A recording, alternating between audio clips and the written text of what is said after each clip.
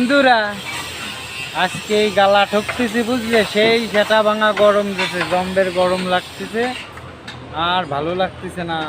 এই দাও এই কাজ করতেছি, এই যে গালা ঠকতেছি, এই একখান বোর্ড ঠুকেছি, এই যে পা দিয়া, এই দাও এই যে এই একখান ঠুকেছি, আর এই দিক দিয়ে এই যে মারতে হবে, ওই যে ওই বাজু মারতে হবে, সেই গরম হচ্ছে না।